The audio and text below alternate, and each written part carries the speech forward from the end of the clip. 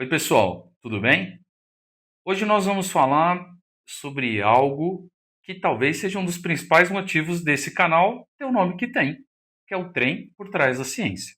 Vocês já ouviram falar de uns receptores que chamam trem? Ele tem um nome bem sugestivo, principalmente se você for de Goiânia ou de Minas Gerais, ele pode significar basicamente qualquer coisa, desde uma pessoa até um objeto. Mas e aí? Você está curioso? Quer saber um pouquinho mais sobre quem são esses receptores e por que que eles merecem atenção e serem estudados? Então, continua no vídeo que a gente vai falar bastante sobre eles hoje. Pessoal, então falando sobre esses receptores, né? Eles foram identificados no início dos anos 2000 e eles possuem papéis diversos no nosso organismo. De forma geral, até hoje, eles só foram identificados em vertebrados. Ou seja, até onde a gente sabe, espécies não vertebrados não possuem esse tipo de receptor. Pelo menos até hoje, tá? Mas e aí, quem são eles? Eu vou falar dos principais que a gente tem em humanos, que são TREM1 e TREM2. Então vamos começar do começo, vamos falar do TREM1.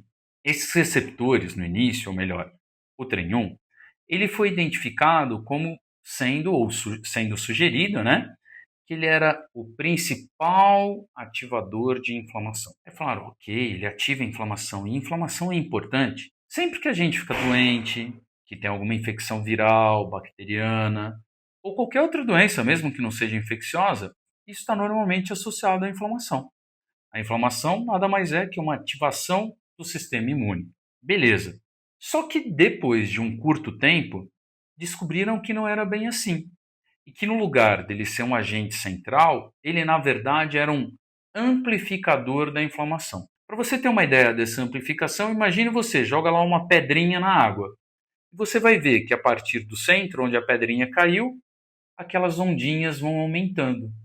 Então, o trem seria o responsável por fazer com que aquelas ondinhas aumentassem. Nesse caso especificamente, com que o processo inflamatório aumentasse. E justamente por isso, desde então, diferentes grupos de pesquisa, incluindo o nosso, têm dedicado a entender o papel dele nos processos de saúde e de doença. E aqui a gente pode destacar os trabalhos que têm sido feitos com relação a inibidores dele, ou seja, moléculas que vão lá e bloqueiam a atividade dele, para tratar COVID e sepse. Por que essas duas doenças, ou essas duas situações principalmente? Porque elas são caracterizadas por um grande processo inflamatório. Então, aqui no laboratório, nós temos nos dedicado a entender o papel desse receptor em doenças infecciosas, especialmente aquelas causadas por vírus. E aí nós destacamos dengue, zika, chikungunya. Já falamos também sobre rotavírus, norovírus, que são os principais vírus associados à gastroenterite viral. E, além disso, nós também buscamos entender o papel desse receptor em doenças ditas não infecciosas, como, por exemplo, na doença celíaca, nas alergias, dentre outros cenários. Além disso, ou melhor, em decorrência desse papel como amplificador da inflamação, esses grupos que têm investigado a inibição de TREM para tratar sepse e COVID, eles já têm avançado e já estão em fase clínica, ou seja, eles já estão lá no estágio um pouco mais avançado, para que em breve, e aí a gente fala de pelo menos uns 5 anos, esse em breve, esse tipo de tratamento possa estar disponível e as pessoas com essas condições possam ser tratadas e tenham, assim, um melhor desfecho clínico. Ou seja, que essas doenças não se agravem, não piorem e não resultem na morte. De igual forma, o que a gente tem feito aqui no laboratório é buscar, nesses contextos, nessas infecções ou nessas doenças que eu citei para vocês, entender, primeiro, qual a contribuição do receptor, se ele pode servir como um alvo terapêutico ou qual a contribuição dele, seja como alvo terapêutico, como diagnóstico ou como prognóstico. E o TREM2, hein? O que é o TREM2? O TREM2 desses dois receptores, ele é aquele que tem mais papéis fisiológicos descritos. Ou seja, é aquele que já foi descrito ou implicado no funcionamento de várias coisas do nosso corpo.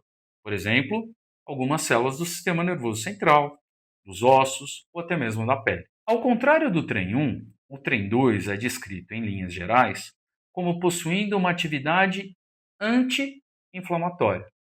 Se a gente for entender esses mecanismos pró e anti-inflamatória, seria a mesma coisa que fogo e água para apagar o fogo. E o nosso corpo, à medida que ele inflama, ele também precisa dos mecanismos anti-inflamatórios para que ele fique regulado, para que nenhuma coisa nem outra aconteçam de forma excessiva e assim a gente consiga sobreviver às doenças que a gente acaba adquirindo ao longo da vida, certo? Bom, de forma geral, o TREM 2 ele tem sido implicado, mais estudado, principalmente em doenças neurodegenerativas, sendo associado ou tendo suas mutações associadas principalmente ao desenvolvimento de doença de Alzheimer e um pouco menos com doença de Parkinson.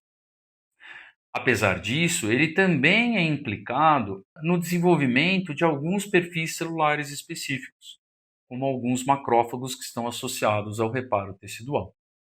Nesse sentido, nós aqui do LISH temos investigado esse receptor, além de contextos infecciosos, mas principalmente de doenças neurodegenerativas, especialmente a doença de Parkinson, e o entendimento da contribuição desse receptor no eixo intestino-cérebro, bem como o envolvimento dele em outros aspectos, como da alergia e da obesidade. E aí, gostou do vídeo de hoje? Achou interessante? Já se inscreveu nos nossos canais, nas nossas redes sociais? Deixa seu clique aí, ativa o sininho. Até a próxima.